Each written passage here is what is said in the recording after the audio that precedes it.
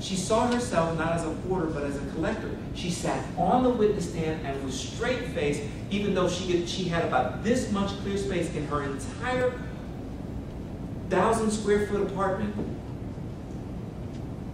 that she was a collector and not a hoarder.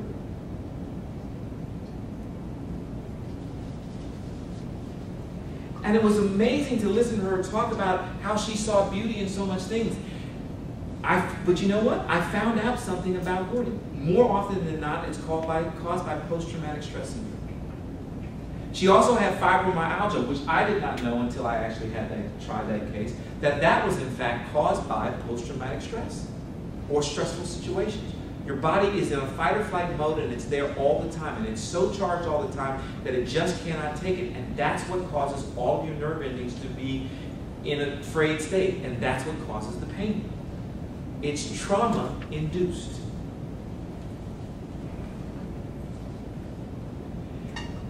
And she had, at some point, the trauma was so bad, I mean, she literally, there were days when she could not eat because she could not move off the sofa. All she could do, it took everything in her just to be able to open her eyes. And she collected all of these things because it was part of what she did. And knowing all of that, what I finally was able to see was a whole different perspective on what a hoarder is and what they are like. And what I found when the jury came back was she had been sued by the apartment complex because they were like, look, we're trying to help, but honestly, everybody around you cannot live with you. Because there was stuff all outside, there was stuff in the back, they'd done all kinds of stuff. There was stuff everywhere. And what was interesting was she had been suicidal about losing any of her stuff. But one of the things I noticed was by the time we got to the end of the trial, when she got to tell her story, you could see her becoming more confident. You could see her thinking that it was going to be okay. And you could actually see that she actually finally said on the stand, I can move now. See, it makes a difference if you think you're heard. You don't have to get what you want, unless you're my brothers. You don't have to get what you want, but you do have to at least be heard. Your vision and your voice have to be heard. And what leadership is about is when everybody else in the room is speaking and the one person is not speaking, you need to figure out why they're not speaking. You need to figure out what vision, what voice do they bring to the table. Because the victory we will achieve will in part be missing their voice if you don't at least speak to them. I don't care how good the victory is, I don't care how good the solution is, if you don't allow them to expound on their vision and their voice, you're going to lose out, we're going to miss out, and part of the vision will not be there. The choir may sound great, but if it's missing your voice, it's not the same. And leadership means that whether you have to discount it, whether you try to do something else or not, whether you have to go a different direction, you have to at least hear what it is they're trying to say.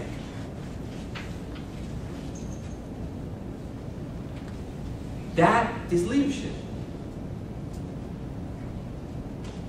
And in government, it's critical to trying to solve the problem. More often than not, the fix is in. What words of advice would you give? Oh, we just knew. Hey, okay. Jenny's checking in on. Jane Marie's checking in. Yeah, I don't know. You may not want to have her whole email address. It really becomes important that you hear from people. Thank you. You hear from people their vision and their voices. Because the victory we achieve together can only be achieved when all people do that. So what advice would I have for you? If you want to be a leader, learn how to listen. Figure out the context. Collaborate. Be concerned. So that the communication that occurs is not illusory, but in fact is real communication. Because at the end of the day, that really makes the difference. The last question is, what has been the most rewarding experience of your career? I'm a politician, so of course the most rewarding experience has been the one that I had tonight. In addition to that, there have been a couple of things that I've been able to do that I really liked being able to do. We just did a thing called ABA Fellowship, and I was part of the Austin Bar Association, and we got law firms use a grade cutoff when they're trying to decide who they're going to hire. And we went and got minority students who were just below the grade cutoff and asked the law firms to give them a shot at being a clerk. They worked out really well. We had 3 people in the initial ABA fellowship class, both of whom will probably be hired back next summer. And in fact, one law firm is fairly prestigious, and they have a really high grade cutoff. You pretty much have to be law review, which is a pretty lofty. That's like top 10% of the class. They liked the guy who they hired enough, or who they saw him enough when he interned for them, that they now are having to go and have a firm meeting on hiring somebody who doesn't fit the profile that they would normally have, because the Austin office liked what he did. And to me, that is such complete validation of what the program was for. Because what we were trying to say is, we know they don't fit your profile, but we think if you give them a shot, you just might find out that the profile you have doesn't have everybody in it who can actually do a good job for you. Okay? That was one thing.